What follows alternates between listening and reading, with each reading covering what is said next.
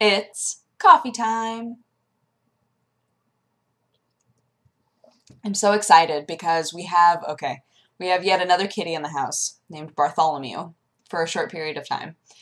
And he and Sherlock Cat have been getting along swimmingly. I think I already told you about the neighbor dog barking his head off at Sherlock, and Sherlock just didn't do anything and was just kind of like, what, are you barking at me? And I'm so excited because for me, that kind of means that he's getting used to animals, you know? Like, he's not scared of dogs anymore. He's just kind of like, all right, I can deal with this. And with cats, he's still super interested in them, but he's getting better at interacting with them and not being a creep, because Sherlock is a huge creeper cat. He wants to be friends so badly, and he just winds up freaking them out.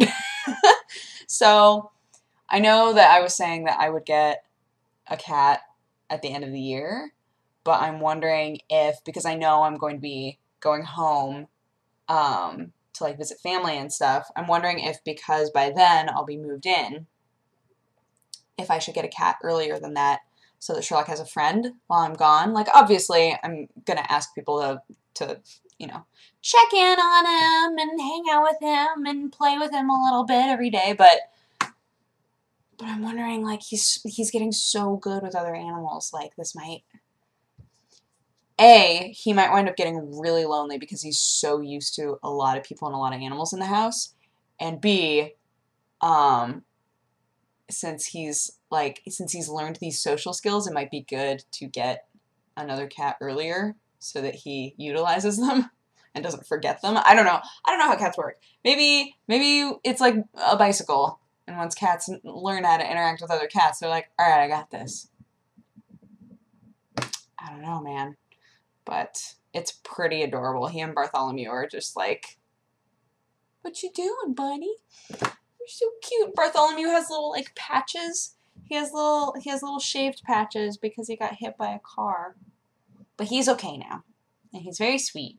He's long, like Sherlock is, but he's calicoed? Not calico. He's, I don't know how to put him. He's kind of like off-white but speckled, I guess. He's very cute. He's an adorable cat. But yeah, so I'm like, oh, Sherlock, are you gonna be really lonely when I move? I mean, for the most part, he just hangs out in here with me anyway, even when I have the door just wide open for him. But you know, I feel like he's probably gonna be like, there's nothing going on here. What am I supposed to do with myself? And I'm going to be like, I don't know. I'm sorry. I don't know. But we'll see. See. It all depends. It mostly depends on the shape of the house. You know, the apartment. Like, I'm not about to get a cat and be like, oh, well, I'm still doing a lot of construction and weird stuff in this house, and have the kitten just be like, what's happening? Because remember, I'm getting, so that Sherlock doesn't have weird, like, territory issues, I'm going to be getting a younger girl cat. So I'm just like, oh, Watson Kitty, I want you to be loved, and I want you to feel that love deep in your heart, deep in your little kitty heart. Yep. So yeah, there's that, and then also, so I saw the most amazing movie called Miami Connection. I saw this movie yesterday because I went over to hang out with some friends that I was going to hang out with the 4th of July evening after Anime Expo, and that wound up not happening. And so I was like, yeah, I want to come over and hang out with you guys, like Jeannie and all them. And we wound up playing all sorts of video games, and then when we were done playing video games, we were like, oh, we should watch Miami Connection. So I had never seen it, Jeannie had never seen it, and so we started watching it. It is the most ridiculous movie. Like, if you watched the FP and you loved it, this is the unironic version of the FP. It's incredible. You watch it, you're just like, how is this so badly written and paced? This is blowing my mind. And it's one of those situations where the writers and directors, even now, insist that it was good. You're just like, no, no, no. If any of you played Blood Dragon, the Friends Forever song is from that movie. And it's crazy because I can't remember his name, but the lead guy, the lead Korean guy who wrote the whole thing and put all of his money into it, he almost went bankrupt from this movie. And I just love thinking to myself, now you're suddenly getting all this money from this movie. I wonder what that's like. It's just like, what? It's just so amazing. But let me pitch the movie to you, okay? A multinational rock band comprised of Taekwondo peoples has to go against the Miami Connection drug lords, who are all ninjas and all ride motorcycles. It's amazing. It's amazing. The soundtrack is stellar. There were so many plot elements that were weird.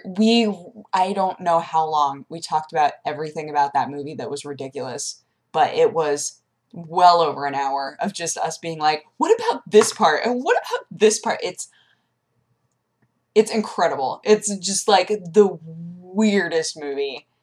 And again, they thought it had a very powerful message and that it was an amazing movie. Just like, no, what? It kills me. It kills me. And Jeannie pointed out to me, and I don't, being somebody who doesn't retain historical information very well, she was saying that what she thought was really interesting about that movie is that there was some Korean racism that was laced within the movie because there's so much grief between the Koreans and the Japanese. So, like, it was very clear that all of the bad guys were Japanese ninjas and all of the good guys all knew Taekwondo, right? And so they made an effort to make it so that whenever the Taekwondo people were taking somebody down, they did it, like, peacefully. But then, at the end of the movie, actually, no. You know what? I'm not gonna ruin it for you. But the movie ends very ironically. And I don't think they realized. Like, at the end of the movie, I just looked at Jeannie and I was like, what? It's just like, oh my god. So, yeah. So I thought that was really interesting. The movie in general is just the silliest. It's the silliest. But that song, if you look up Blood Dragon Friends Forever, that's the song that is going to be my new ringtone. And it's the song that I've had stuck in my head for so long. Like, constantly since I got done watching that movie. I sang it to Jesse. Oh my gosh, I've been singing it to Jesse, like, constantly. Because we had to get up early for the podcast, right? And so I sang it to him on the podcast. And then we recorded some Dead Space. And I sang it while we were doing Dead Space. And he was like, why? Why is this happening? It's like, friends forever will be together. It's the best song. It is the... Oh my gosh. This song. This song, you guys. Beautiful.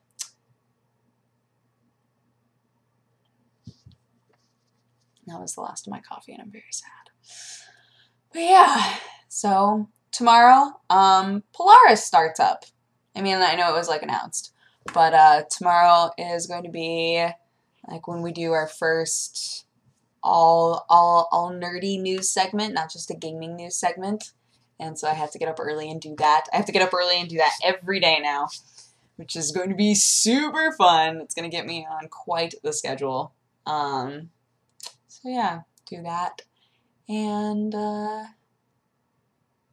yeah. This week should be pretty calm, I think. The couch is being delivered on Tuesday. I'm trying to get internet set up, but I'm wishy-washing on the package. But I realize that it only makes sense.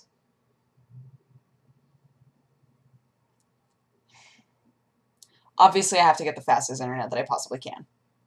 But do I want cable? See, okay, I didn't have cable since I moved out of my parents' home. So this is like years ago, like before college. Like since then, I have not had cable ever until now. Like after Mike and Rowan then moved out, Chris got us a new FiOS package that included cable, which was amazing. But, so now I'm like, oh, cable's kind of nice. Maybe I want cable. But it's like, it's so much money. I don't think it's worth it. No, but my heart is like, wait, but think about it. But wait, what? You could be watching Toddlers and Tiaras marathons all the time, and then my head goes, oh, that's so true. That's so true, self. You speak the truth. Yep. So I have to think about that. I have to decide whether or not I want that. I lived for a long time without it. So I don't think that I couldn't. Obviously, there are many things that I could by far live without, but it's more just like, okay, should that money be going towards something else? Like food. What? So yeah, so that's what I'm going to be doing, and new Borderlands 2 with Thierry and I, the best worst gamers on the internet, has just gone up, and yeah, that's about it. I hope that you guys had a good day, and I will talk to you again tomorrow. Bye-bye! Mwah!